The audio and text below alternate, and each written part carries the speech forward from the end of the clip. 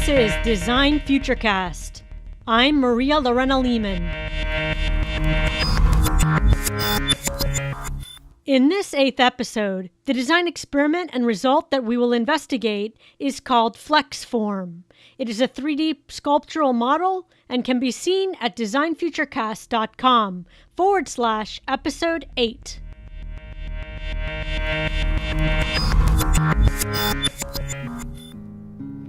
As you can hear, I am right now looking at a classical guitar, and I'm looking at both the making of the guitar, the craftsmanship, and the way it plays. Because as a creator, a designer, an artist, a filmmaker, or a game designer, I think one needs to be aware of both the depth of the thing you're making and the surface of the thing you're making. And with a guitar, both the craftsmanship, the depth, and the surface, the way it plays, impact one another. They're intricately linked. But as the creator, it's easy to become immersed in the depth. So it's important to visit your work at its surface, to understand how it plays, how it's perceived, and how people engage with it. And doing this in a way that allows you to bring insights back to the way you craft your design creation will make it more innovative and more of an unforgettable experience for those that use and enjoy your work. As you will see, the FlexForm 3D sculptural model led to some amazing ways of understanding the relationship between what goes into the making of a creation and the enjoyment of that creation once made. But first, I began with an initial design intention. You see, the FlexForm 3D print sculptural model was a design exploration of how the materiality of form travels. In other words, what happens as a form travels upward toward the sky? Much like a tree that you look at from the ground can be seen to change its own geometries as it moves upward and grows. Of course, much of all of this depends on the form's material. Is it a solid? Is it a fluid?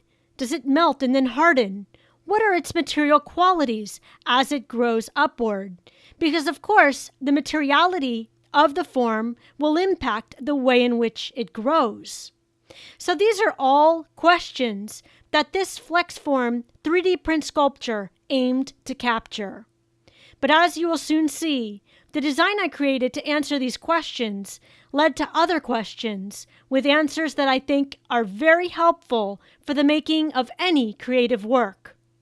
So by using the 3D modeling program SketchUp together with V-Ray for rendering, I was able to use compounding curve geometries made into solids to create the undulating materialness of form as it travels upward, from its physical depth to its physical surface. Interestingly, creating FlexForm was an exercise in pushing my design tools further, as the digital modeling environment did not want to easily allow for the warping or melting of material form. So I had to create the perception of a material that melts upward when modeling this 3D print sculpture, because the form morphs as it leaves its rectilinear depths and becomes a more organically shaped surface, as you can see in the FlexForm design. Now, the result of FlexForm can be described like the water of the ocean, where more waves occur at the surface level, while more stillness occurs at deeper levels. And as the behavior of materiality changes with increasing height, just as the water within the ocean does, this FlexForm design highlights the metamorphosis of form that travels from ground to sky. As FlexForm took shape, it quickly became an interesting study of surface and the depth of that surface, which again leads to fascinating design questions that I think can help you with your own creative works. You see, with the emergence and proliferation of touchscreen technology and sensor technology, I wonder, has the surface of an object become more important than the depth of what lies within the object? I suppose that from the perspective of the user, the surface is most important as they touch the surface to engage with it and watch the surface to see what it displays next. But what if this were a digital book or e-book? A book without physical pages seems to become a narrative entirely written on a surface, as though it is a continuation of the cover itself, and one can interact with this surface in different ways than compared to the interaction of a physical paperback book. In this case, the depth of the book is somewhat hidden, as the reader cannot feel the heavy weight of the pages upon which the book's words are written. So how does this change the experience for the reader of the book? Or how does this change the experience for the author as they create the book? And what does this all mean for other creative professionals, including architects, artists, filmmakers, and game designers? Well, let's revisit FlexForm, the 3D print model I designed to explore this further. You see, FlexForm is a sculpture that captures the relationship between the surface and depth of a design or creative work. While both surface and depth are important for the overall creation, it is surface that engages more with the user, while depth engages more with the creator. For example, when designing a video game, the epic experience of the game matters most to the gamer, not the code used to create and deploy the game itself. While to the creator, the code is of prime importance, since this is how the game is made, designed, and controlled. So what can you take away from all of this? I believe that for designers, writers, and artists, it is easy to get immersed in the depth and not the surface of a creative work. For authors of digital books, it is the depth of the words that will determine how a reader interacts with them on the screen. Or for game designers, it is the depth of the code that determines how the player engages with the game itself.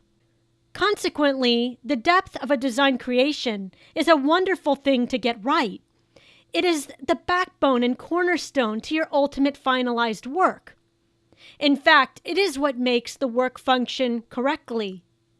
But it is important for you as a designer, creator, and artist to equally dive into the surface of your creation in new and exciting ways, to perceive it, engage with it, and test it as a user, reader, or gamer might engage with it. And when doing this, testing the surface of your creation, it's important to almost forget about what lies within its depths. This will allow for new and creative ideas to emerge that can help you take the work to an even more innovative level. For example, when testing a video game, it's important to push away thoughts that quickly disregard creative ideas, like, the code won't allow me to do that. Or if testing the surface of an ebook, do not push away creative ideas about how a reader might interact with the digital version of your narrative. Perhaps these ideas can make the story better, not worse. In the end, I think creative works must travel upward, just as the FlexForm 3D print sculpture does. To grow from the depths of the mind and talents of its creator, to be experienced at the surface by the end user, reader, or player. Because while a person experiences your design, they're not necessarily thinking about the intricate code you used to create the game, or the narrative techniques you used to tell the story in the book, or the construction drawings you used to create the building. No, they care most about their own journey, their own interpretation, and their own memory of your work. They're likely very thankful for the depth in your creation, but what they experience or remember most is the surface. That is why I now invite you to study your creative work at its surface. You will likely get new ideas on how to significantly improve it even more, and you can bring back these ideas to add to its critical inner structure, its design depth. If you would like to delve deeper into discovering even more great insights to improve your own creative vision and design decision-making, then visit marialorenalehman.com. Discover leading-edge books, courses, and more designs to help you grow your creative genius. All of this and more awaits you at marialorenalehman.com.